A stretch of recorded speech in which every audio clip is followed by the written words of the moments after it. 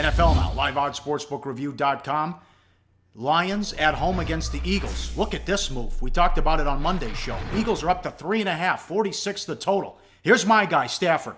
Stafford against teams that finished the season with a winning record. 4-39, 1-21 on the road. And it's Jim Schwartz against his former team. Schwartz is doing an excellent job as defensive coordinator, but talking to my contacts, the Lions hated Schwartz, and they want to win this game in the worst way.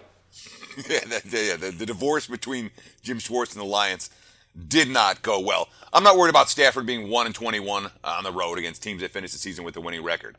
I'm not worried about him being 4-39 against teams that finish the season with a winning record. The Eagles haven't finished the season with a winning record yet. And you look at Philly's schedule, you look at what they're up against. A 3-0 start is not an 11-5 finish for Philadelphia. I'll just put it that way for the Eagles. But some of this money has to do with the Lions injury report. And when you look at what's happened over the last 2 days, Wednesday and Thursday, Ziggy Ansah didn't play. He's their best pass rusher. He's not likely to go. The safety, Don Carey, was unable to practice. The tight end, Eric Ebron, he hasn't been able to practice. He's, according to Adam Kaplan of ESPN, he's not expected to play this week. Andre Levy, their best linebacker, he hasn't been able to practice. Dwayne Washington, they already have problems at running back. Washington hasn't been able to practice. They did get some good news on Thursday.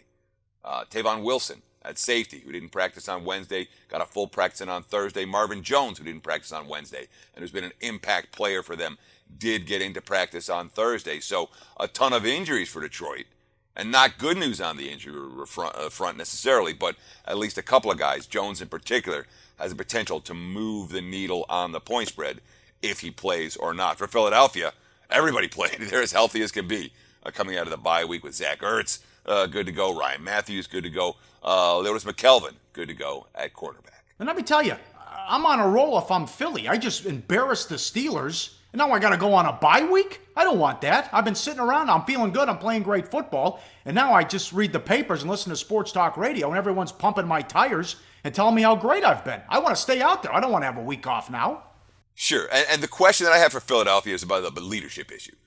Did they have the leadership? Do they have the leadership in the locker room and a first-year, first-time head coach to keep guys focused off the bye?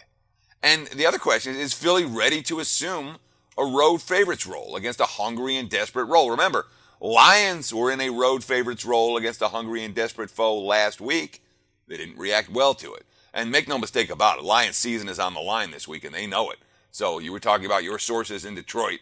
My sources in Detroit are giving me similar information. And as you said, all the talk about Jim Schwartz knows how to shut down Detroit, Jim Schwartz going back to his old spot. It's not like anybody on the Lions like Jim Schwartz when he left. They got something to prove against that asshole. Yeah. Well, who has the edge? Does Stafford know Schwartz or does Schwartz know Stafford? I don't know. Yeah, the answer is both. Honestly, probably Schwartz over Stafford in the regard that Schwartz has a better idea of where Stafford's strengths and weaknesses are than Stafford would have an idea of what play Schwartz is necessarily going to call in any given, or defense Schwartz is going to call in any given situation. It is worth noting there's a bonus for Philadelphia off the bye in theory. Remember, Carson Wentz was hurt all through training camp. He did not get time with the first team offense. He's gotten that here over the course of the last week, something he didn't get in August. So that potentially is one more factor in favor of Philadelphia. But the question is, does it warrant that type of a line move? We're talking about, and it's not 4.5. It's not from -1 to +3.5.